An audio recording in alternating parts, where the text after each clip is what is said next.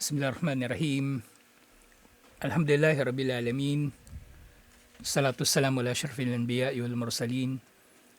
Nabiyina Muhammadin wa ala alihi wa sahbihi ajma'in. Assalamualaikum warahmatullahi wabarakatuh.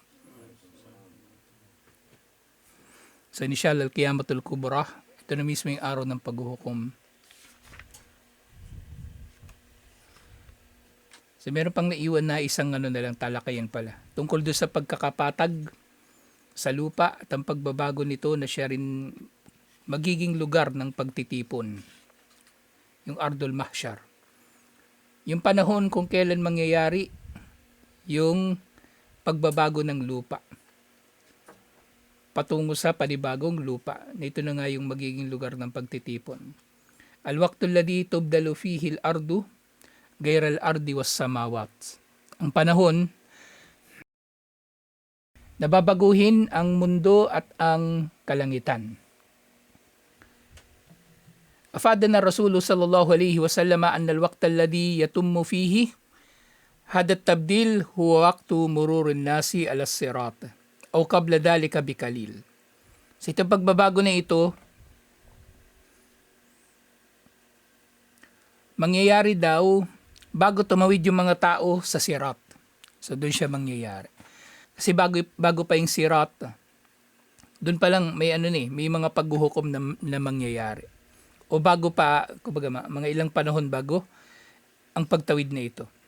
Siniulat ni Imam Muslim mula kay Aisha radhiyallahu anha, sa'altu Rasulullah sallallahu alaihi wasallam an qawlihi azza wa jalla yawma tubaddalu al-ardu ghayra al-ardi. Tungkol sa araw, napapalitan ni Allah ang lupa, napapalitan ng lupa patungo sa iba pang lupa. So ito yung kagandahan yung sabi nga ng mga scholar, yung mga hadith ni Aisha radhiyallahu anha, di ba pangalawa siya sa pinakamarami? Number 1 si Abu Hurairah, pangalawa siya. Marami sa mga hadith na iniulat ni Aisha, siya lang yung nag-ulat Kasi ibig sabihin, siya lang talaga yung nagtanong kay Propeta Muhammad sallallahu alaihi wasallam o siya lang yung nakasaksi sa mga bagay na yun. Lalo na yung mga ginagawa ni Propeta Muhammad sallallahu alaihi wasallam sa loob ng bahay, si Aisha. Tsaka si Aisha kasi, matanong, marami siyang tanong, sa tulad dito. Tinanong pa niya, kailan mangyayari itong pagpapalit na ito? Kasi kung tayo, nang narinig natin ito, isipin lang natin sa araw ng paghuhukom. Pero siya, iniisip pa niya, kailan sa araw ng paghuhukom? So ganun siya ka matanong kay Propeta Muhammad sallallahu alaihi wasallam. Kaya marami tayong nauunawaan mula sa relihiyon. Marami tayong nauunawaan sa relihiyon mula doon sa mga hadith na iniulat niya. So kailan daw ito eksakto? So binanggit yun sa Surah Ibrahim verse 48 yung aya na yun. Fa'ayna yakunun nasu ya Rasulullah. So kapag nangyari daw ito, nasaan daw yung mga tao? Faqala alas sirat. Kapag nasa sirat na raw yung mga tao, magbabago. So ibig sabihin, kumbaga yung simula nito, kumbaga maaari kasi mangyari na nagsimula na ito bago pa man mabuhay muli yung mga tao. Tapos kapag magkamalay sila, titipunin sila. Tapos bababa yung araw at doon nga maghihintay yung mga tao. So doon sa kumbaga nagpapatuloy pa yung pagbabago. So totally ito mangyayari kapag patawid na sila ng sirat yung mga tao. At gayon din, iniulat ni Imam Muslim mula kay Thawban, anna Hebran min ahbaril Yahud sa'al Rasulullah sallallahu alaihi wasallam. Meron daw rabay ng mga Hudyong nagtanong kay Propeta Muhammad sallallahu alaihi wasallam, ayna yakunun nasu yawma tubdalul ardu gayral ardi was samawat. Nasaan daw ang mga tao kapag binago na ni Allah ang lupa sa panibagong lupa at gayon din ang langit? Sabi ni Propeta Muhammad sallallahu alaihi wasallam, hum fid dulumati. Okay, hum fid dulmati dunal jisr. Sila raw ay nasa kadiliman bago pa sila tumawid sa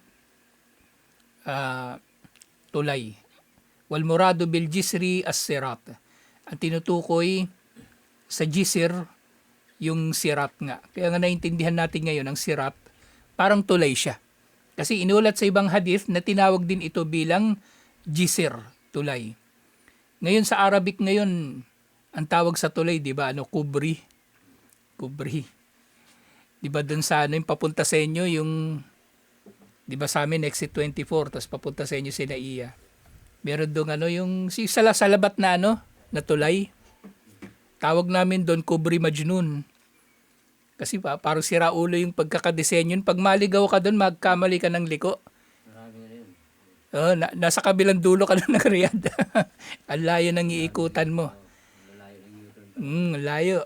Kaya kubri majnun tawag doon eh. So jisir din yung isa sa tawag sa sirat. So naintindihan natin na yung sirat nga ay tulay. Alhamdulillah. So itong pagbabago ng lupa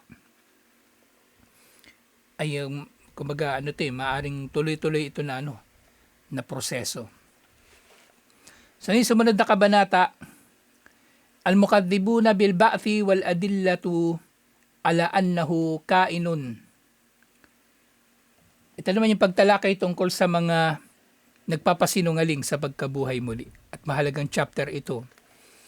Lalong-lalo na para sa atin na mga nagdadaawa.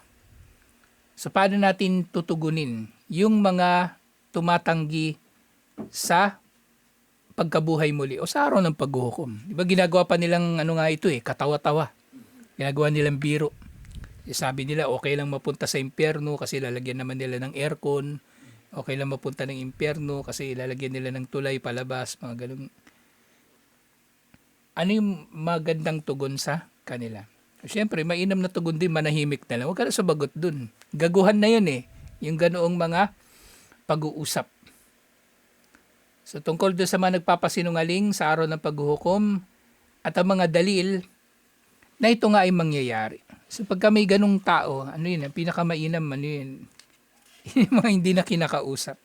Hindi natin kailangan na, kumbaga, makipagtagisan sa bobo. Hindi naman makakaintindi yun eh. Hindi yun makakaintindi. So, ang dami pala nito. Mahaba-haba itong chapter na ito. Puro ito dalil. Tungkol sa katotohanan na mangyayari ang araw ng paghuhukom at yung pagtalakay tungkol sa mga iba't ibang uri ng pagtanggi ng mga tao rito. Pero syempre, kung tutugon man tayo, ito rin yun. Pwede nating mababanggit yung mga dalil na nababanggit dito. Alhamdulillah. So dito, ito pala, nababanggit sa table of contents. Iano lang natin, summarize lang natin. Kasi chapter 5, puro tungkol ito dito. So hindi naputol yung pagtalakay doon sa araw ng paghuhukom. Kumbaga nag-focus mula sa usapin na ito. Kasi mahalaga ito eh. Kasi posibleng kahit yung tao sa kanyang sarili, hindi kompleto yung paniniwala niya sa araw ng paghuhukom eh. O ito yung magpapatatag, inshallah, sa paniniwala niya sa araw ng paghuhukom. So itong aralin na ito sa chapter 5, not necessarily para sa iba. Ipapangaral natin sa iba. Ito primarily ipapangaral natin sa ating mga sarili. Kasi paano mo pangangaralan ng iba kung ikaw naman mismo, hindi mo naman tanggap ng kumpleto at buong buo yung mga katuruan. So dapat unahin natin yung ating mga sarili, insyaallah. So dito, hinati siya sa 7 bahagi, itong chapter 5. Una, tungkol doon sa mga tumatanggi sa araw ng paghuhukom. Pangalawa, ang patunay na mayroong pagkabuhay muli. Na mayroong 4 na batayan uli yun. Una, si Allah ang pinaka-nakababatid sa lahat. Kaya perfecto yung kaalaman niya, di ba? Kaya sinasabi niya sa atin na totoo ang pagkabuhay muli. So, ibig sabihin, totoo yun. Pangalawa, paulit-ulit binabanggit sa Quran ang tungkol sa unang pagkakalikha. Na kung nagawa ito ni Allah, nalikhain ng mga tao mula sa kawalan at ang lahat ng mga nilikha, kayang-kaya niyang likhain uli ang sino man o anuman nagugustuhin niyang likhain uli o buhayin muli. Di ba magiging mas madali na lang yun sa kanya, para kay Allah. Pangatlo, Ang siyang may kakayanan na lumikha ng mas malalaking mga bagay ay may kakayanan na lumikha ng mas maliit na mga bagay. Kumbaga mas dakila. Kung kaya likhain ni Allah ng yung mga bagay na mas dakila, kaya niyang likhain yung mga mas simple na mga bagay. Mas simple. Yun nga, di ba? Ngayon, na nabubuhay pa tayo, nilikha na ni Allah yung buong kalawakan eh. Kasama ba mga planeta, mga bituin, tapos tayo ngayon dito. Mas komplikado yun eh. Sa araw ng paghuhukom, lilikhain na lang niya uli yung tao. At yung sino mang bubuhay niyang muli, mga engkanto, ganun. O sino mang mawawala ng malay, bibigyan niya ng malay. Di magiging mas madali yun. Pangapat, si Allah ay may kakayanan na baguhin ang isang nilikha niya patungo sa iba pang anyo. So kayang-kaya yun ni Allah. Na yun nga, di ba, sa pagkabuhay muli ng mga tao, tayo ay bago ng nilikha. Pero tayo pa rin yun, pero magiging bagong nilikha. Gayun din, si Allah, nagbibigay siya ng ng iba't ibang mga pangaral sa Quran. At dalawang bahagi lang pala ito. Itong pangalawang bahagi na hati sa 7. So doon sa Quran, panlimang nabanggit na patunay na mayroong pagkabuhay muli. Nababanggit ni Allah sa Quran yung tungkol sa kung paano niyang binubuhay muli yung mga namatay na dito sa lupa. Diba, yung lupang patay, yung lupang tigang, binubuhay uli ni Allah. Yung nga, nabanggit ko nung nakaraan. Yung lupa pala na natitigang, hindi lang siya natitigang dahil walang tubig, kundi namamatay talaga yung mga microorganism na nandun sa lupa. Sobrang tuyot. Tapos kapag natubigan yun, mabubuhay na naman sila uli. Mabubuhay na naman sila uli. Kaya din, yung aral na makukuha natin sa muling pagbuhay ni Allah sa lupa at sa mga pananim. Sa bukod doon sa lupa, yung una sigurong binabanggit dito ni Allah, yung mga namatay talaga. Kasi di ba may mga aya sa Quran na yung naalala ninyo yung meron siyang donkey. Tapos tinatanong niya, paano raw bubuhayin muli ni Allah yung mga namatay na? So dinulat ni Allah na mamatay siya. Pati yung donkey niya. Tapos nung nabuhay siyang muli, siya nabuhay muli pero donkey niya hinayaan ni Allah na hindi mabuhay. So nakita niya kung paano binubuhay muli ni Allah. Yung pang-anim, ito yung tungkol sa mga tungkol sa lupa at saka sa mga pananim na binubuhay muli ni Allah. At pang-7, ang hikmah o ang wisdom ni Allah doon sa kanyang pagbuhay muli sa mga tao. Na dito nga upang ang mga tao ay gantimpalaan o parusahan para sa anumang ginawa nila dito sa lupa. Kasi nga dito sa lupa, maraming kabutihan ang hindi magagantimpalaan ng kumbaga sapat na gantimpala. Diba yung kabutihan ng magulang sa kanyang anak? Diba tayo, diba? Magulang natin. Hindi natin masusuklian yun eh. Yung kabutihan nila sa atin. Tapos din may mga krimen na hindi maparurusahan ng sapat na parusa dito sa mundo. Diba yung mga tao na maraming pinatay, maraming niloko. Ipakulong man natin, ipakulong yan. Putulin natin, putulin yung kamay niya. Isa lang yung kamay niyan eh. Diba? Hindi magiging sapat. Pero dun sa araw ng paghuhukom, dun sa kabilang buhay, pagkabuhay muli, mangyayari lahat ng ito. Alhamdulillah. So dun sa unang bahagi, tungkol sa mga nagpapasinungaling. Al-mukaddibuna bil ba'thi wan nusyur. Tungkol doon sa mga nagpapasinungaling sa pagkabuhay muli. At yung nusyur, halos magkasing kahulugan nito kasi, yung ba'ath at yung nusyur. Kadzaba kathirun minan nasi kadiman wa hadithan bil ba'thi wan nusyur. Nagpapasinungaling daw ang marami sa mga tao. Pwede na nga nating sabihin mas marami sa mga tao. Pinasisinungalingan nila ang pagkabuhay muli. Pinasisinungalingan nila. Wa ba'dal ladina qalu bi ithbatihi sawwarahu ala ghayri surati allati akhbarat bihi ar-rusul. sa tinatanggi ng marami. Merong iba naniniwala, pero hindi tama yung paniniwala nila. Kumbaga, either kulang o kaya sobra-sobra, na hindi na naayon sa siyang ipinahayag ng mga sugo. So ito na nga yung sinasabi ko. So maaaring merong tao naniniwala na may pagkabuhay muli, pero hindi tama yung kanyang pag-unawa. Ito yung magtatama sa kanyang pag-unawa, inshallah. Bawa yung mga Kristiyano, di ba naniniwala naman sila na may pagkabuhay muli? Actually, lahat naman ng relihiyon may pagkabuhay muli na pinaniniwalaan. Kahit yung mga Hindu, yung mga Buddhist, di ba mare-reincarnate ka? Mabubuhay kang muli. At nandun yung tinatawag nilang karma. Depende sa kung anong ginawa mo dito sa mundo, makakarma ka kumbaga kung anong ginawa mo. Kung ginawa mo masama, pag nabuhay ka uli, bubuhayin ka ng Diyos nila na magiging ka, hayop, daga, o ano pa man. Pero pag mabuti kang tao, tataas yung antas mo. Kaya nga sa mga Hindu, at sa lipunan ng India ngayon, meron silang iba-ibang antas ng lipunan. Hindi ka makakapunta doon sa kabila. Doon ka lang talaga. Kapag nandun ka sa antas ng lipunan na pinakamababa, ang pwede mo lang magiging trabaho, tagawalis ng kalsada at iba pa. Hindi ka pwede magiging politiko, hindi ka pwede magiging negosyante. Kasi mararating mo lang daw yung mas mataas na antas. Kapag dito sa mundo, gumawa ng kabutihan, tas pag pinanganak ka uli, mapupunta ka na doon sa mas mataas na antas. Ibig sabihin, tao ka, inshallah, pag binuhay kang muli. Pero kapag gago ka, gagawin kang hayop o ano pa man sa sunod na buhay. Yun yung reincarnation. Na kumbaga, para sa ating mga Muslim, kakaiba, di ba?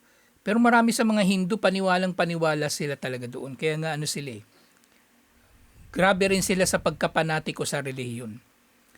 Kahit doon sa Saudi, naranasan ko yan, yung mga Hindu. Sila yung malulupit din na mga doon malupit sa Muslim na mga, ewan ko bakit nilalagay sila sa posisyon Kasi meron mga kumpanya, pinagpapaalam namin yung mga balik Islam, sasama sa Hajj, sasama sa Umrah. Kapag Hindu yung yung manager, yung sigurado na yan, tatanggi, magmamatigas pa yun. Mamatigas pa yun. Tapos na lang, ang gagawin na lang namin, puntahin namin yung Arabo. Awayin ng Arabo yun. As mapapapayag na niya yun, kalaunan. Pero sila matigas sila, panatiko sila, masyado. So mali yung pag-unawa nila. Merong mga hindi naniniwala talaga, parang yung Quraysh, di ba? Yung Quraysh. At meron namang mali yung pag-unawa nila. Meron pagkabuhay muli, pero mali ang pag-unawa nila. Wakadakar al-Quran, qawlal mukaddibina, wadammahum, wa kaffarahum, wa tahaddadahum, wa tawaadahum.